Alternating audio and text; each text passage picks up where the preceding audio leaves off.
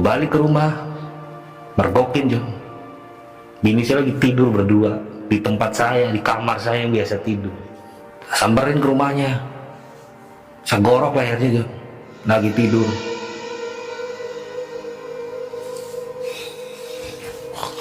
Saya gorok lehernya. Gue gak terima lu bunuh, gue gak terima lu, selalu ngomong begitu. Hampir setahun lebih selama saya di sel di sana. Ada yang cuman dia ngucutin kepalanya doang, ada yang badannya doang. Kalau untuk korban yang, mohon maaf nih, yang Bang Jack habisin nyawanya, pernah nggak sih terbesit dalam hati untuk meminta maaf gitu? Kalau untuk minta maaf kayaknya saya enggak ya.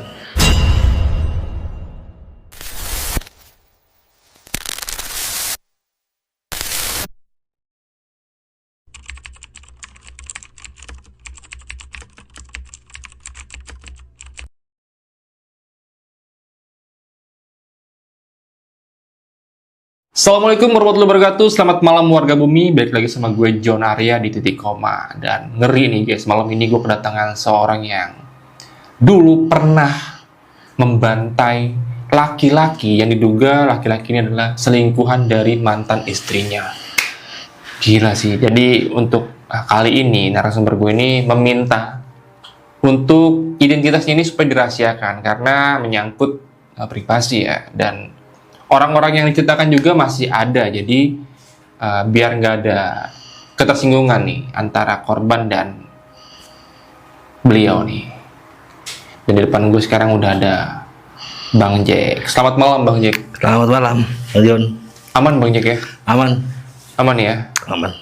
Ini jadi Bang Jack yang meminta gue, bukan meminta sih, yang nge-DM. Bang Jack nih nge-DM kalau dia tuh pengen cerita tapi identitasnya dirahasiakan karena ini menyangkut privasinya. Bang Jack, gue agak ngeri juga nih ngomong nih Bang ya. Mohon maaf ya Bang sebelumnya Bang ya. Ini kejadiannya tahun berapa Bang? Kejadian ini tahun 2010. 2010. Tepatnya itu tanggal 20 Agustus lah. 20 Agustus. 20 Agustus. Ini mohon maaf nih Bang, pada saat kejadian Abang apa ya, ngebantainya Ya. tangan kosong tapi pakai apa? Waktu ngebantai saya pakai golok. Oke, tahan dulu ya Bang ya.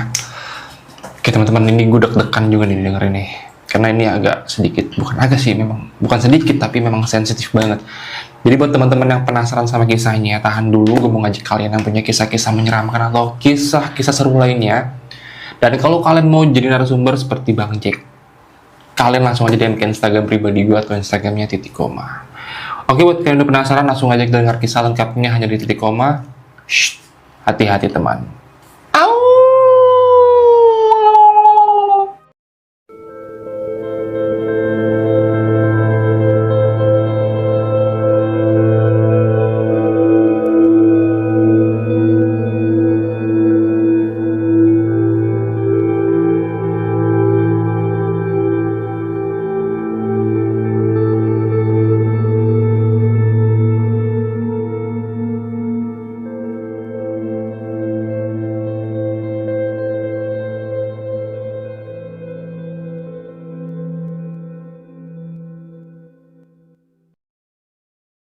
Bang Jack, Ya. gimana Bang cerita lengkapnya Bang?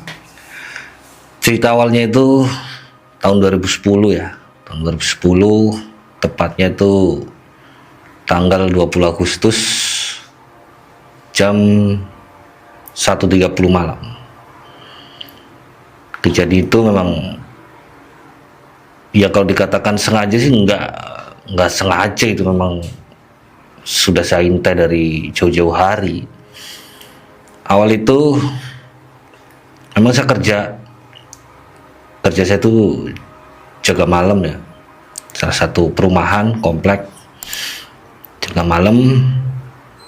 Ini sudah berapa kali Bang John dapat laporan terus ini ceritanya. Awal dapat laporan dari tetangga, bang, bini ente tuh kayaknya pergi. Bisa nggak mikir jauh ya, malah biasa paling dia mau pergi ke paling ke depan ataupun beli makan lah atau nemuin temannya. Enggak bang, boncengan cowok. Nah paling adeknya. Saya belum punya pikiran yang jelek nih ke istri ya. Saya biarin aja lah. Baru tetangga, saya belum melihat dengan mata kepala saya sendiri kan. Masalah prinsipnya saya lihat dengan mata kepala sendiri, habis loh. Segitu kan.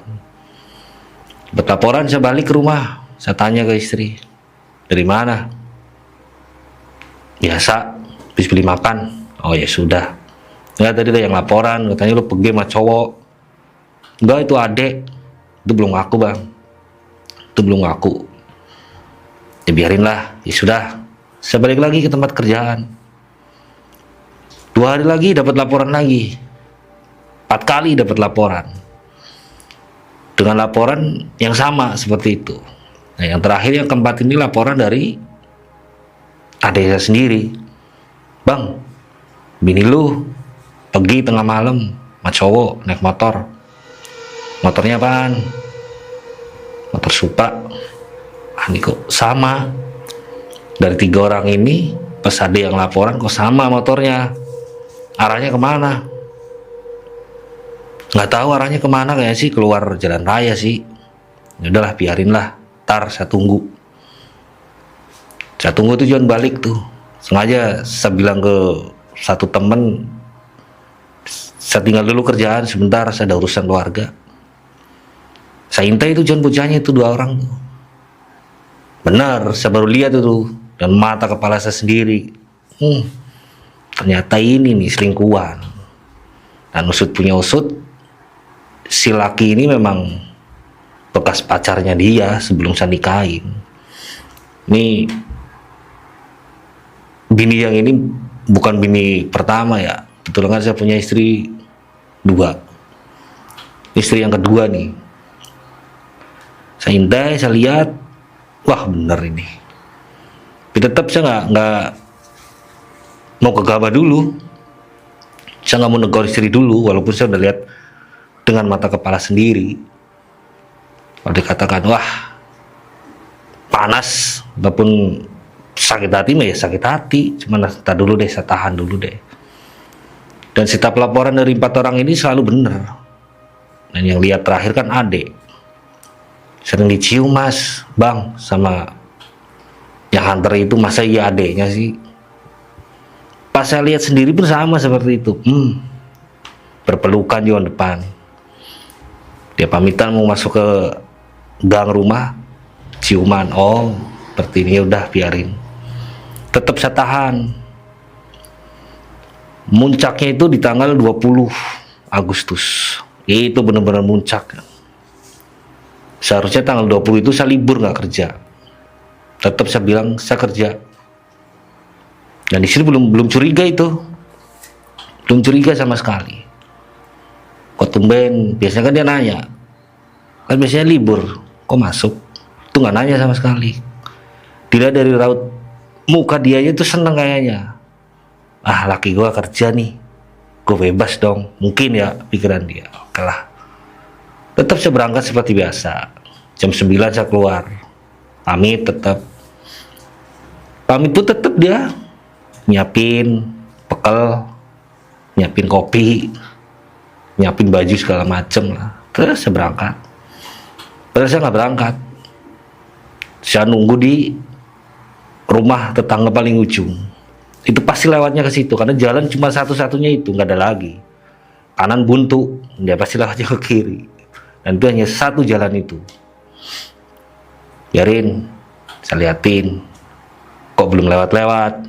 Ya sudahlah, biarin. Sempat saya kabarin. Udah tidur belum? Udah. Anak-anak udah juga pada tidur. Kalau kamu belum tidur, tar sebentar lagi masih nonton TV. Oh ya udah, oke. Dia sempat telepon juga ke saya. Mas,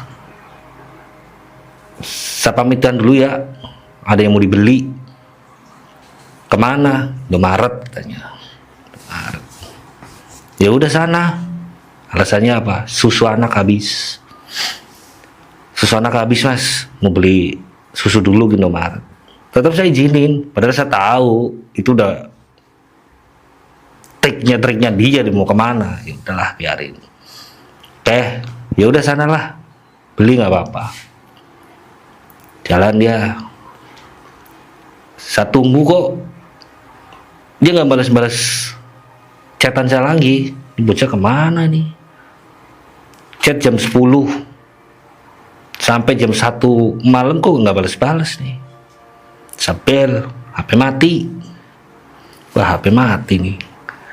Balik saya ke rumah. Pulang ke rumah, nggak ada itu John. Bini nggak ada di rumah. Cuman anak tok tidur sendirian. Anak waktu itu umur baru 8 tahun deh. Perempuan. Dia baru 8 tahun. Tidur sendirian. Gak ada yang nemenin. Ini maknya kemana nih? Udah makin panas itu. Wah makin emosi ya, biarin deh. Tetap saya tahan dulu. Besok lah, cobalah. Saya pura-pura balik lagi ke kerjaan. HP aktif itu jam 4:30 subuh. Wih, edan nih. HP baru aktif 4:30. Dari mana kamu? HP dicas, mas. Lobet katanya. Oh, susunya udah dibeli. Udah. Mana lo coba fotoin. Ntar juga kamu pulang kok. Oh ya udah, nggak apa-apa lah. Ya udah nanti kita pulang. Saya pulang nanti saya lihat. Pulang saya lihat, saking emosinya John, udah gak kebendung. Saya tegur langsung istri. Semalam dari mana? Nggak kemana-mana. Jangan bohong. Ini sudah banyak laporan ke saya. Panggil orangnya suruh kemari. Tetap ngomong aku. Ya udahlah. Saya nggak mau ribut di rumah John. Nggak mau ribut di rumah karena apa? Malu dengan tetangga. Ngeribut mulu sih kayak setiap hari sih rumah tangga. Malu diomongin terus. Ya udahlah, biarinlah. Nanti kapan harinya nih bakal kena sama saya nih. Bener kejadian pas tanggal 20 itu. Saya ikutin John. Saya ikutin. Ternyata dia masuk salah satu penginapan tuh nggak jauh dari tempat tinggal dah. Saya nggak perlu sebutkan alamat tepatnya ya. Itu nggak jauh. Itu ada penginapan memang. Penginapan yang ya kategori murah lah. Bener masuk ke situ ya. Oh ternyata masuk ke sini. Kedor saya. Sama langsung saya samperin ke dalam. Udah nggak bisa ngelak lagi. Udah saya ini langsung. Dan ternyata bener lakinya kenal sama saya. Oh ternyata kamu. Kira balik ke rumah kita urus. Balik ke rumah, bikin perjanjian, segala macam keluarga, segala macam tidak akan melakukan lagi. Oke. Waktu itu tetap saya terima John. Walaupun dalam tanda kutip istri lu dipakai sama laki-laki lain. Biarin deh, saya terima dulu nih. Ada perubahan gak ini? Kalau memang ada perubahan, habisin kamu berdua. Itu ucapan saya loh. Udah perjanjian, berjalan sudah 2 minggu tuh. 2 minggu, ngelakuin lagi sama hal seperti itu lagi. Dan itu memang petunjuknya bener-bener kayak feeling nih. Dan memang saya mergokin itu bukan sengaja ya. Itu ada unsur lain. Saya berangkat kerja, kok dompet saya ketinggalan Jun. Dompet saya ketinggalan. Biasanya saya mau dompet kan nggak pernah saya taruh di meja. Ini tumben saya taruh di meja, ketinggalan di rumah. Itu saya baru tahu sekitar jam 12 lewat deh. Di seputar komplek tuh mau beli rokok, aku dompet nggak ada. Sambil ke rumah nggak diangkat, HP nggak aktif lagi. Ini mah pulang dah. Aku balik ke rumah, mergokin John. Bini saya lagi tidur berdua di tempat saya, di kamar saya yang biasa tidur. Dengan laki-laki yang itu juga sama. Udah hilap di situ.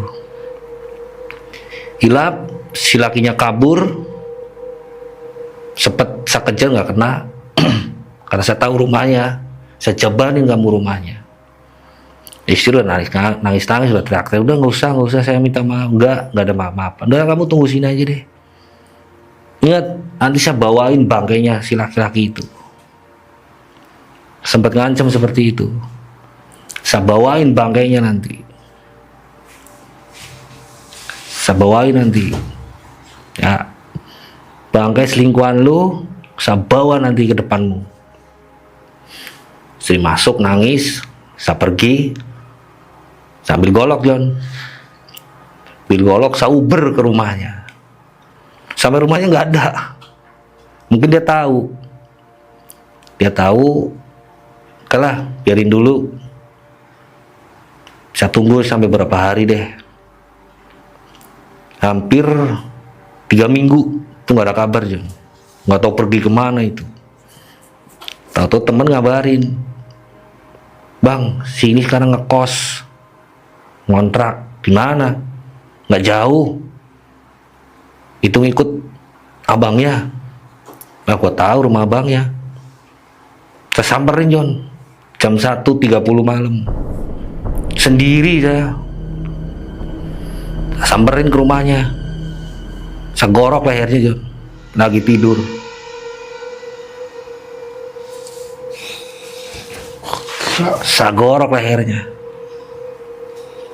Saya gorok lehernya, teriak semua warga tetangga situ, termasuk keluarganya. Saya nggak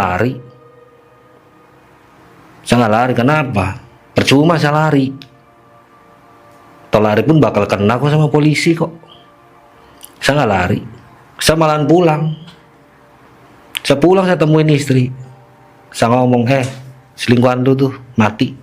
Saya yang bunuh. Nih goloknya, ini darah tuh masih. Sampai sekarang dokumentasi foto tangan saya berdarah masih ada, masih saya simpan. Itu bukti. Masih ada saya simpan. Saya korok lehernya John. Sampai istri ini kayak mau pingsan, kayak nggak terima kalau selingkuhannya saya bunuh. Korok. Nggak lama kok, nggak selang lama kok. Kita 2 jaman deh. Saya nggak lari sih di rumah. Polisi datang. Nah ini kejadian horornya nih. Polisi datang. Saya dibawa ke kantor polisi. Interogasi lah ini segala macem. Barang buktinya mana? Ada, saya serah ini Pak. Ditanya kenapa ini. Selingkuh dengan istri saya Pak. Nidurin istri saya. Wajar. Saya suaminya kok. Enak bener nih dulu istri saya. Kurang saya apa Pak? Udah deh, jangan banyak ngomong di kasus ini pembunuhan. Iya pembunuhan, saya tahu Pak. Tahan saya John, penjara saya 2010. Terus sempat, ya bukan langsung sih, sidang dulu. Sidang ya September, akhir Agustus saya dipindahkan dari Polres ke salah satu tahanan di masih Jakarta juga. Saya masuk Cipinang John.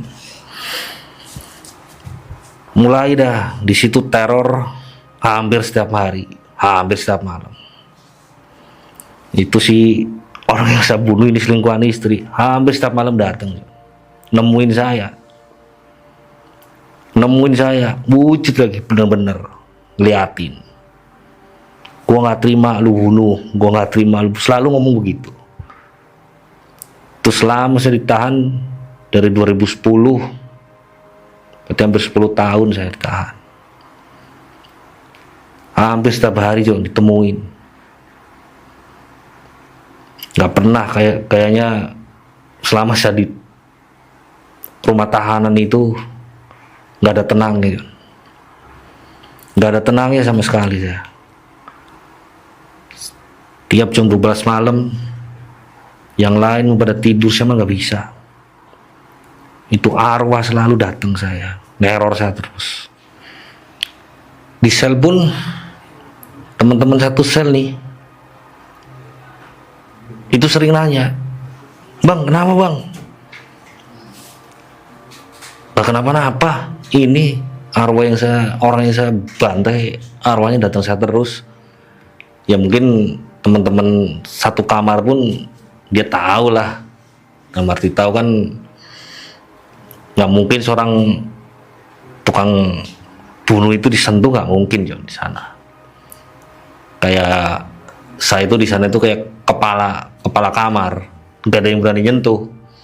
Cuman ya itu, setiap datang saya teriak, setiap datang teriak.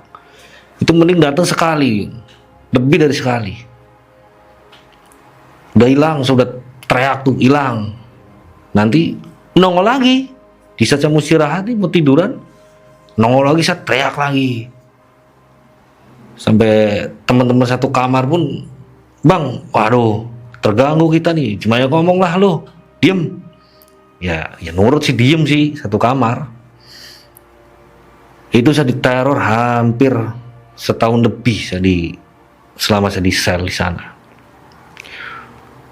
Ada yang cuman dia ngujutin kepalanya doang, ada yang badannya doang, ya muka dia, darah berepetan, mukanya penuh darah, dia teriak,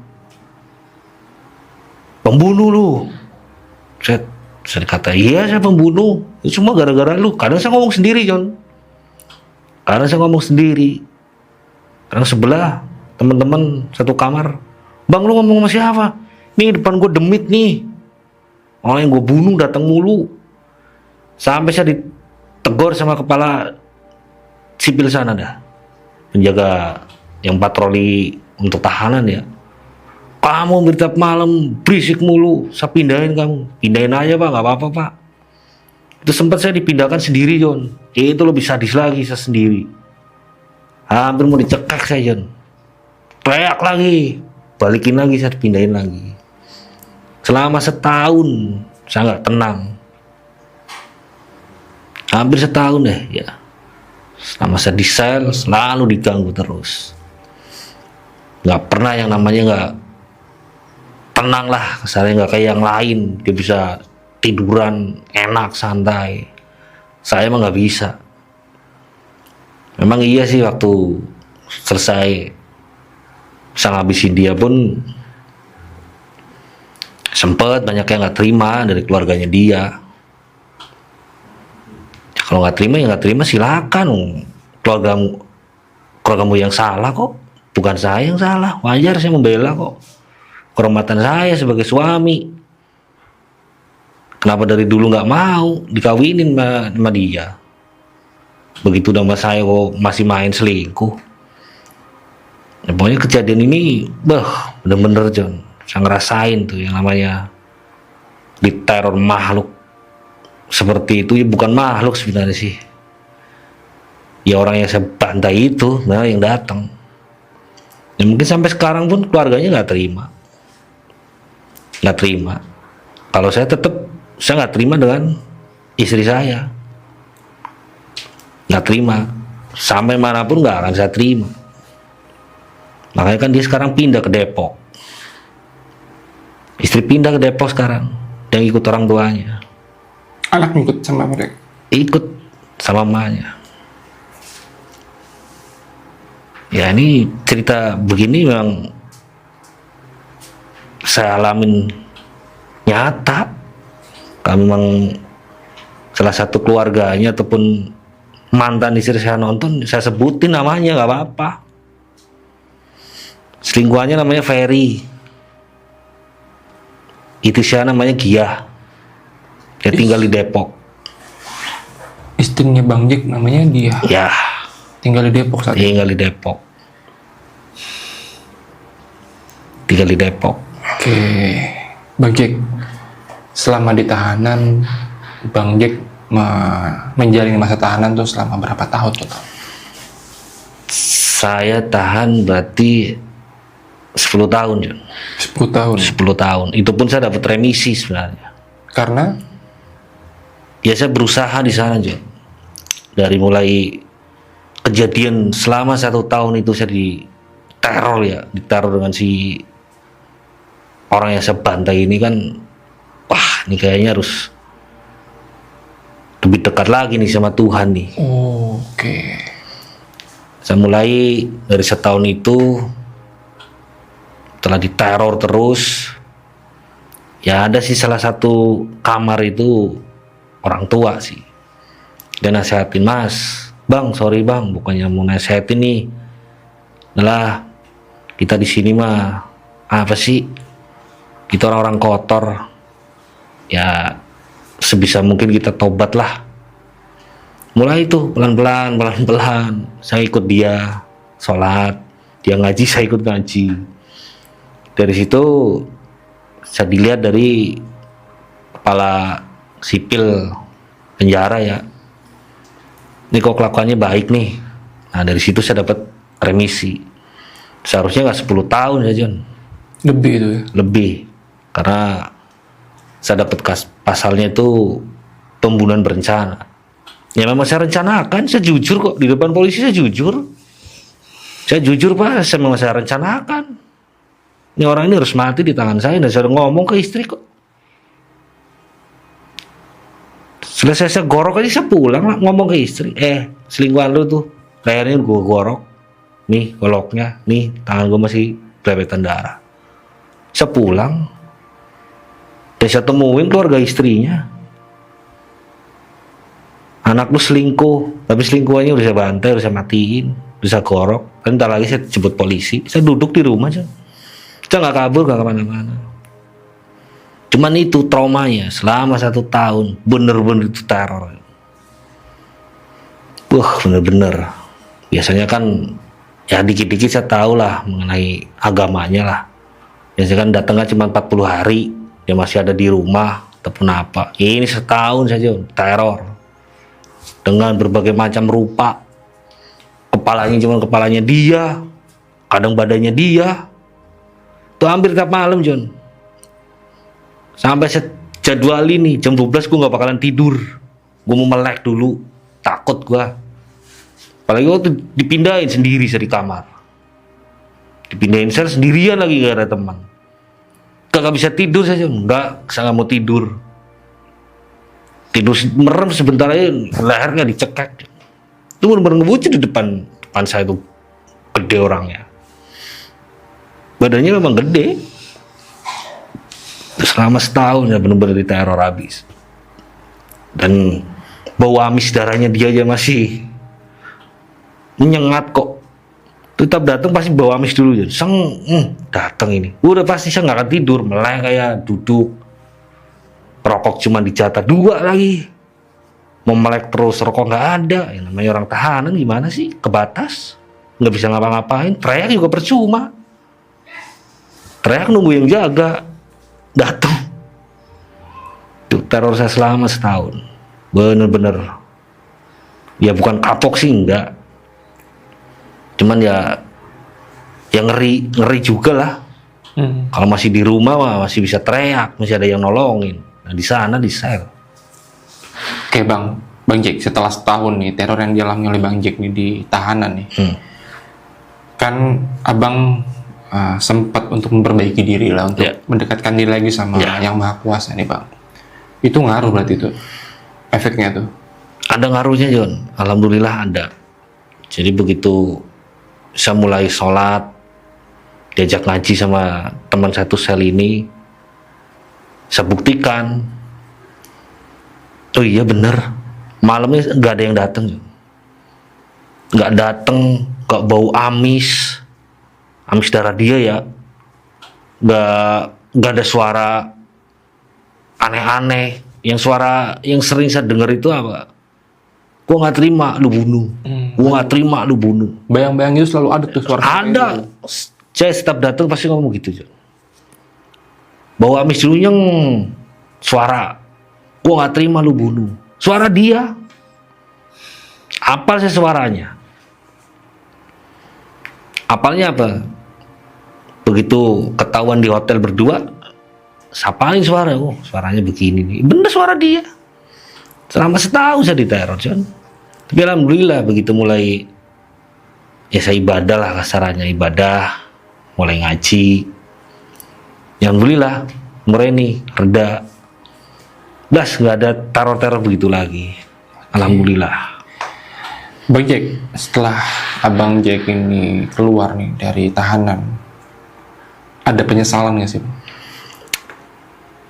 Kalau rasa penyesalan ada, John. Dalam arti penyesalan, kok kenapa sih saya sampai membunuh orang sih? Penyesalan ada. Tapi kalau untuk dendam, saya tetap dendam ke istri. Sampai sekarang pun saya dendam ke istri. Saya dendam dengan istri. Kalau nyesel, ya saya ada penyesalan. Siapa penyesalan ada. Cuman gimana lagi? Sudah kejadian.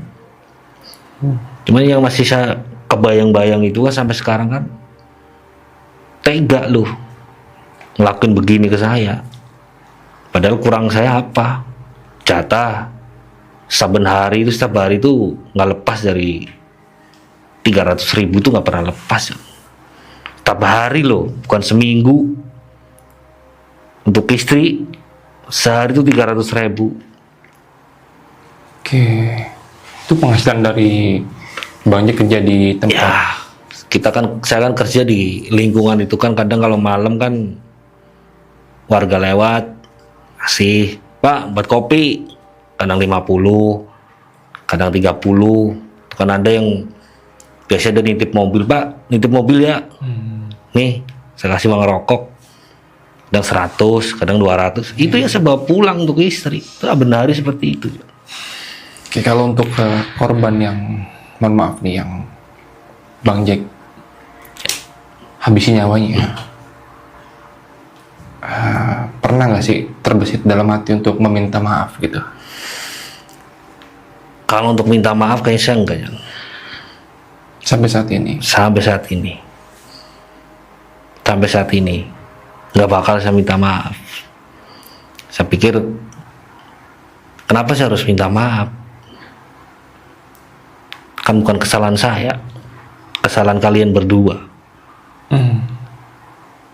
Seharusnya mantan istri dan keluarga yang saya habisin itu yang ke saya minta maaf bang atas kejadian begini, yang terjadi cerai dengan istri.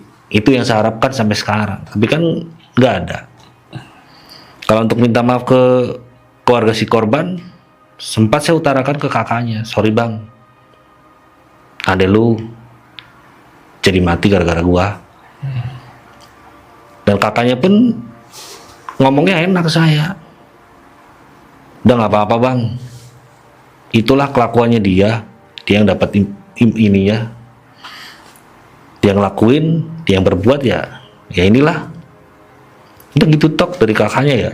Tapi nggak tahu dari keluarga lainnya sih nggak ngerti, saya nggak pernah ketemu. Oke. Ada lagi nih Bang Jack yang mau saya tanyakan nih Bang Jack. Alasan Bang Jack menghubungi saya untuk menceritakan kejadian ini itu apa nih? Karena kan ini kan bisa dibilang aib ya Bang ya. Ya kalau dikatakan aib, iya Jo. Saya sengaja DM Bang John. Ya mungkin dengan saya cerita di sini, pihak dari keluarga istri, calon mantan istri, dia lihat, dia tahu cerita ini memang cerita buat situ. Dia datang dengan saya, minta maaf, dah hanya itu tok. Alasannya hanya itu tok. Oke, jadi alasannya karena sengaja untuk supaya si istri ini meminta maaf sama. Ya, Bang Jack minta maaf ke saya ini kan karena banyak yang ditinggalin mantan ini yang harus saya selesaikan sampai sekarang. Hanya itu, karena kan saya udah nggak punya kontaknya lagi, walaupun saya tahu rumahnya, dan berapa kali saya ke rumahnya, selalu yang ditemuin orang tuanya bilang nggak ada. Oke, kalau untuk anak Bang Jack gimana nih kabar ini? Ikut mamanya. Pernah komunikasi terakhir kapan? Terakhir komunikasi Lebaran tahun kemarin. sempat saya kasih buat baju lebaran, saya kasih duit, kita beli pakaian.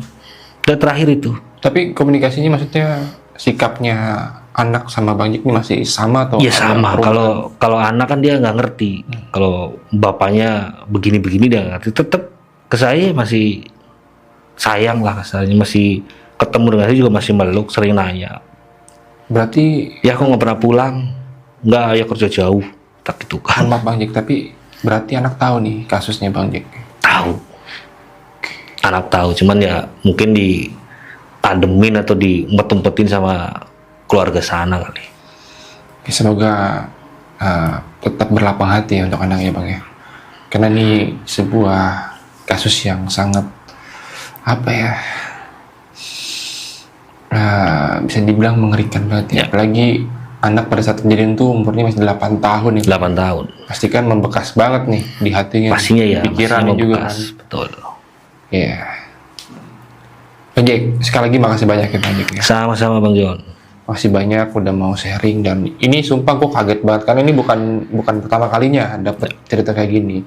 Karena sebelumnya juga ada kasus yang serupa seperti ini juga, tapi yang sampai hilang nyawanya itu adalah istrinya, tapi selingkuhannya kabur. Ya. Tapi di kasus ini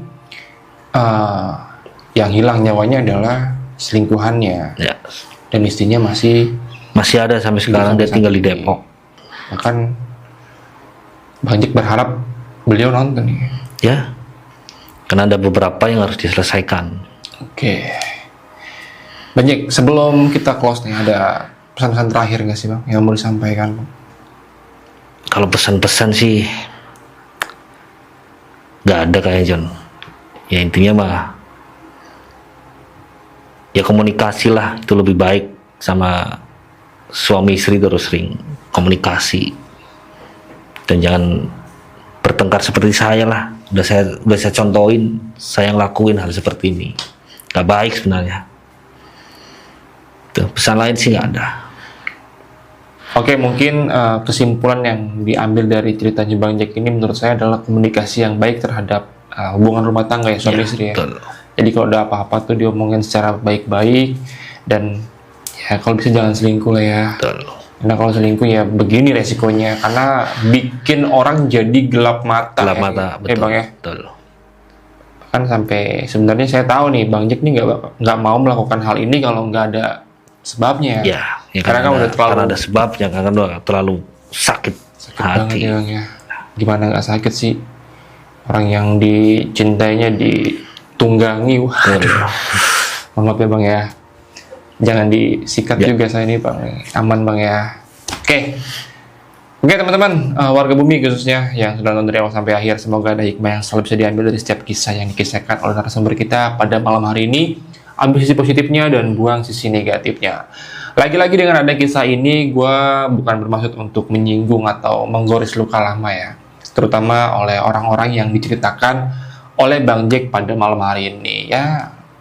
Lagi-lagi semua itu terjadi karena ada sebab dan akibatnya.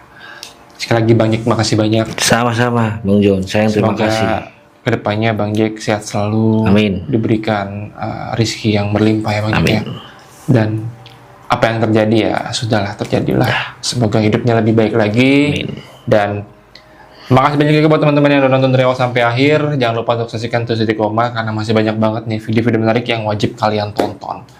Dan kalau kalian juga mau jadi narasumber, langsung aja DM ke Instagram pribadi gue atau Instagramnya @titik_koma. Kali ini ceritanya full tragis ya, hampir sama dengan kasusnya Kang Opi kemarin. Jadi buat kalian yang punya kisah yang sama, ditunggu di sini. Dan akhir kata, gue John Arya dan Bang Jack pamit undur diri. Assalamualaikum warahmatullahi wabarakatuh.